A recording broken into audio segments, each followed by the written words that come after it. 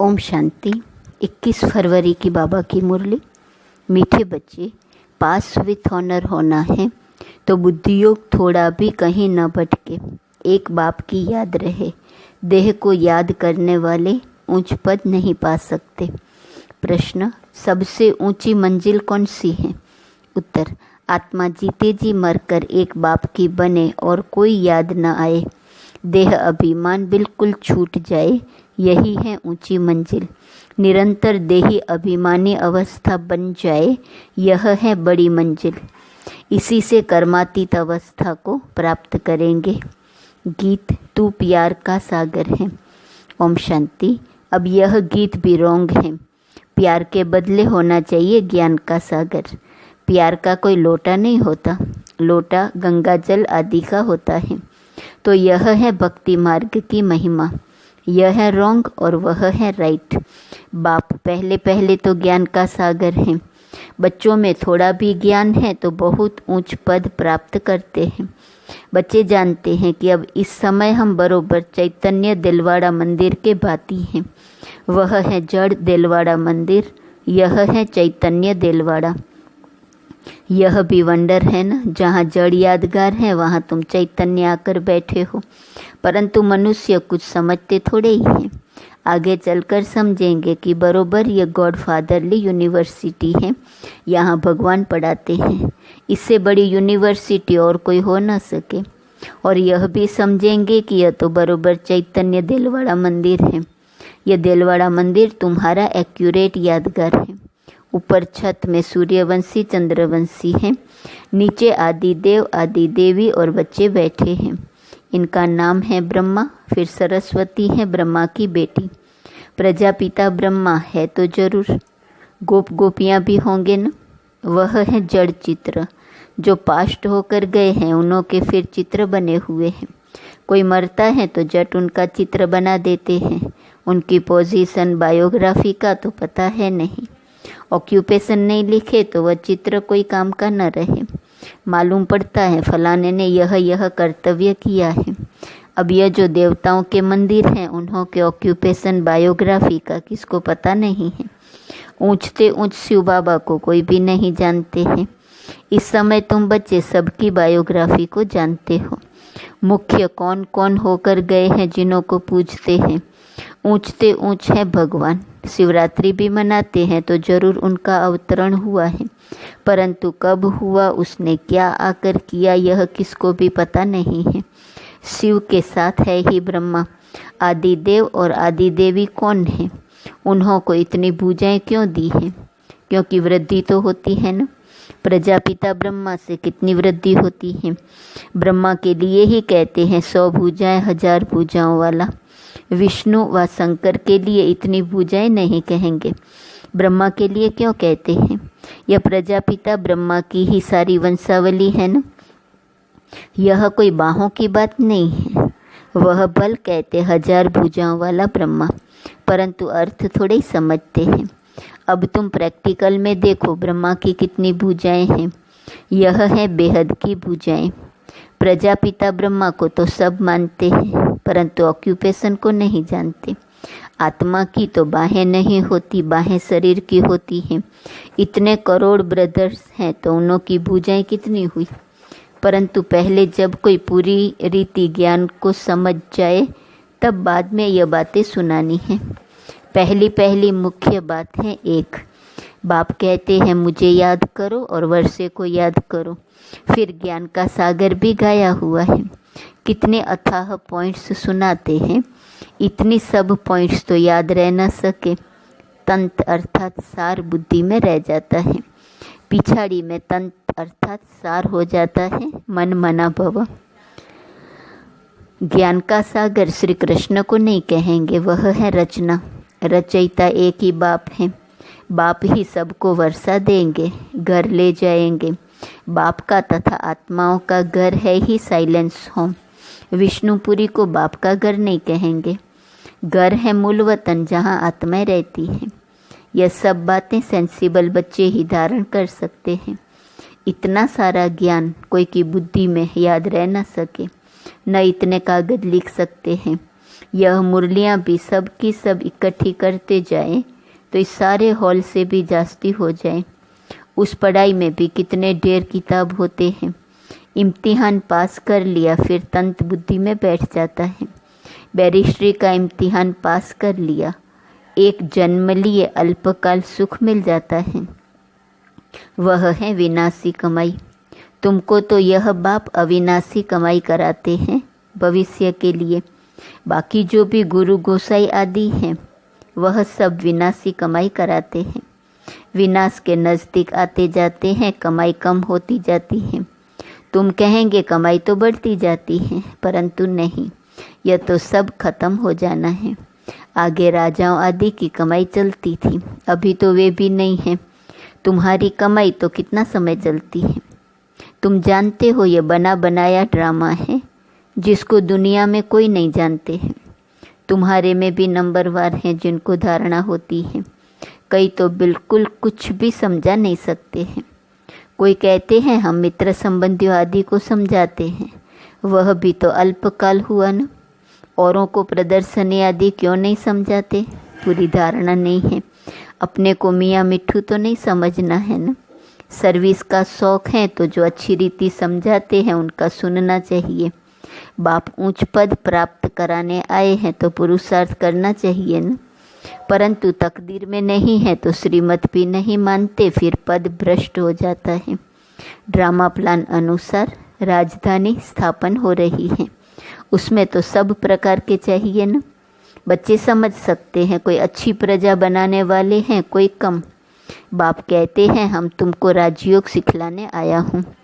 देलवाड़ा मंदिर में राजाओं के चित्र हैं न, जो पूज्य बनते हैं वही फिर पुजारी बनते हैं। राजा रानी का मर्तबा तो ऊंच है न, फिर वाम मार्ग में आते हैं तब भी राजाई अथवा बड़े बड़े साहूकार तो हैं। जगन्नाथ मंदिर में सबको ताज दिखाया है, प्रजा को तो ताज नहीं होगा। ताज वाले राजाएं भी विकार में दिखाते हैं। सुख संपत्ति तो उन्हों को बहुत होंगी, संपत्ति कम जास्ती तो होती है। हीरे के महल और चांदी के महलों में फ़र्क होता है। तो बाप बच्चों को कहेंगे अच्छा पुरुषार्थ कर ऊंच पद पाओ। राजाओं को सुख जास्ती होता है, वहाँ सब सुखी होते हैं।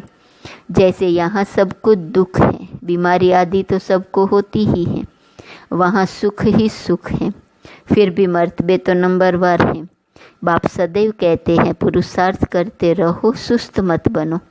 पुरुषार्थ से समझा जाता है ड्रामा अनुसार इनकी सदगति इस प्रकार इतनी ही होती है। अपनी सदगति के लिए श्रीमत पर चलना है।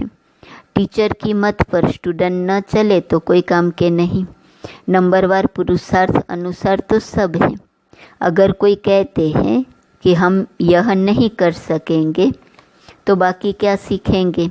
सीखकर होशियार होना चाहिए। जो कोई भी कहे यह समझाते तो बहुत अच्छा है, परंतु आत्मा जीते जी मरकर एक बाप की बने और कोई याद न आए, देह अभिमान छूट जाए, यह है ऊंची मंजिल।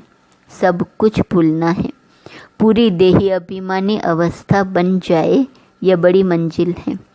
वहाँ आत्माएं है ही अशरीरी, फिर यहाँ आकर देह धारण करती हैं। अब फिर यहाँ इस देह में होते हुए अपने को अशरीरी समझना है। यह मेहनत बड़ी भारी है। अपने को आत्मा समझ कर्मातीत अवस्था में रहना है। सर्प को भी अक्ल है ना, पुरानी खाल छोड़ देते हैं। तो तुमको देह अभिमान से कितना निकलना है। मूल वतन में तो तुम हो ही देही अभिमानी, यहाँ देह में होते अपने को आत्मा समझना है। देह अभिमान टूट जाना चाहिए। कितना भारी इम्तिहान है, भगवान को खुद आकर पढ़ाना पड़ता है। ऐसे और कोई कह न सके कि देह के सब संबंध छोड़ मेरा बनो। अपने को निराकार आत्मा समझो, कोई भी चीज़ का भान न रहे। माया एक दो की देह में बहुत फंसाती है, इसलिए बाबा कहते हैं इस साकार को भी याद नहीं करना है। बाबा कहते तुमको तो अपनी देह को भी भूलना है, एक बाप को याद करना है। इसमें बहुत मेहनत है। माया अच्छे अच्छे बच्चों को भी नाम रूप में लटका देती है, यह आदत बड़ी खराब है। शरीर को याद करना यह तो भूतों की याद हो गई। हम कहते हैं एक शिव बाबा को याद करो, तुम फिर 5 भूतों को याद करते रहते हो। देह से बिल्कुल लगाव नहीं होना चाहिए। ब्राह्मणी से भी सीखना है, न कि उनके नाम रूप में लटकना है। देही अभिमानी बनने में ही मेहनत है। बाबा के पास बल चार्ट बहुत बच्चे भेज देते हैं, परंतु बाबा उस पर विश्वास नहीं करता है। कोई तो कहते हैं हम शिव बाबा के सिवाय और किसको भी याद नहीं करते हैं, परंतु बाबा जानते हैं पाई भी याद नहीं करते हैं। याद की तो बड़ी मेहनत है, कहाँ न कहाँ फंस पड़ते हैं। देहधारी को याद करना यह तो 5 भूतों की याद है। इनको भूत पूजा कहा जाता है। भूत को याद करते हैं। यहाँ तो तुमको एक शिव बाबा को याद करना है, पूजा की तो बात नहीं। भक्ति का नाम निशान गुम हो जाता है, फिर चित्रों को क्या याद करना है, वह भी मिट्टी के बने हुए हैं। बाप कहते हैं यह भी सब ड्रामा में नोंद है। अब फिर तुमको पुजारी से पूज्य बनाता हूँ। कोई भी शरीर को याद नहीं करना है सिवाय एक बाप के। आत्मा जब पावन बन जाएंगी तो फिर शरीर भी पावन मिलेगा। अभी तो यह शरीर पावन नहीं है। पहले आत्मा जब सतो प्रधान से सतो रजो तमो में आती है तो शरीर भी उस अनुसार मिलता है। अभी तुम्हारी आत्मा पावन बनती जाएंगी, लेकिन शरीर अभी पावन नहीं होगा। यह समझने की बातें हैं। यह पॉइंट्स भी उनकी बुद्धि में बैठेंगी जो अच्छी रीति समझकर समझाते रहते हैं। सतो प्रधान आत्मा को बनना है। बाप को याद करने की ही बड़ी मेहनत है। कईयों को तो जरा भी याद नहीं रहती है। पास विथ ऑनर बनने के लिए बुद्धि योग थोड़ा भी कहीं न भटके, एक बाप की ही याद रहे। परंतु बच्चों का बुद्धि योग भटकता रहता है। जितना बहुतों को आप समान बनाएंगे उतना ही पद मिलेगा। देह को याद करने वाले कभी ऊंच पद पा न सके। यहाँ तो पास विथ ऑनर होना है। मेहनत बिगर यह पद कैसे मिलेगा। देह को याद करने वाले कोई पुरुषार्थ नहीं कर सकते। बाप कहते हैं पुरुषार्थ करने वाले को फॉलो करो। यह भी पुरुषार्थ ही है ना। यह बड़ा विचित्र ज्ञान है, दुनिया में किसको भी पता नहीं है। किसकी भी बुद्धि में नहीं बैठेगा कि आत्मा की चेंज कैसे होती है। यह सारी गुप्त मेहनत है। बाबा भी गुप्त है। तुम राजाई कैसे प्राप्त करते हो, लड़ाई झगड़ा कुछ भी नहीं है। ज्ञान और योग की ही बात है। हम कोई से लड़ते नहीं हैं। यह तो आत्मा को पवित्र बनाने के लिए मेहनत करनी है। आत्मा जैसे जैसे पतित बनती जाती है तो शरीर भी पतित लेती है। फिर आत्मा को पावन बनकर जाना है। बहुत मेहनत है। बाबा समझ सकते हैं कौन कौन पुरुषार्थ करते हैं। यह है शिव बाबा का भंडारा। शिव बाबा के भंडारे में तुम सर्विस करते हो। सर्विस नहीं करेंगे तो पाई पैसे का पद जाकर पाएंगे। बाप के पास सर्विस के लिए आए और सर्विस नहीं की तो क्या पद मिलेगा। यह राजधानी स्थापन हो रही है, इसमें नौकर चाकर आदि सब बनेंगे ना। अभी तुम रावण पर जीत पाते हो, बाकी और कोई लड़ाई नहीं है। यह समझाया जाता है। कितनी गुप्त बात है। योग बल से विश्व की बादशाही तुम लेते हो। तुम जानते हो हम अपने शांति धाम के रहने वाले हैं। तुम बच्चों को बेहद का घर ही याद है।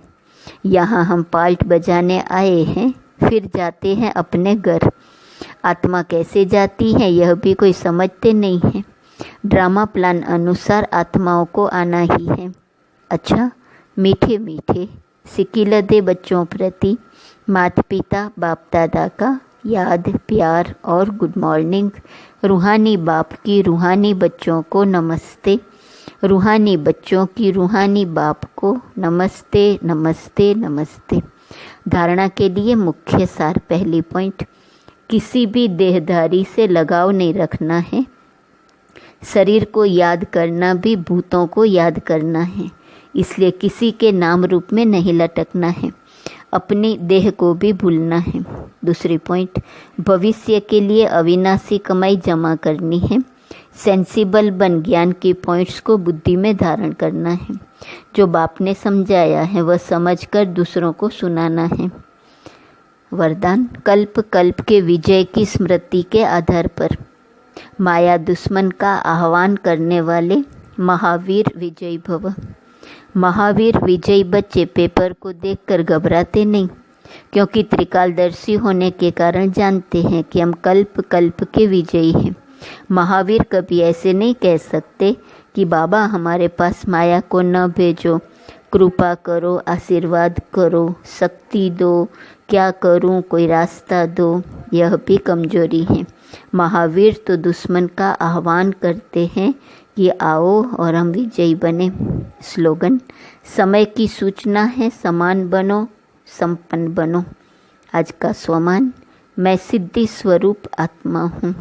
अव्यक्त इशारे की पॉइंट 21 फरवरी। कोई भी सिद्धि के लिए एक तो एकांत, दूसरी एकाग्रता, दोनों की विधि द्वारा सिद्धि को पाते हैं।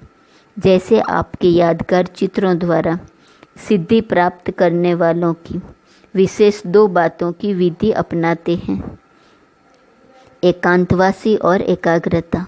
यही विधि आप भी साकार में अपनाओ। एकाग्रता कम होने के कारण ही दृढ़ निश्चय की कमी होती है। एकांतवासी कम होने के कारण ही साधारण संकल्प बीज को कमजोर बना देते हैं। इसलिए इस विधि द्वारा सिद्धि स्वरूप बनो। ओम शांति।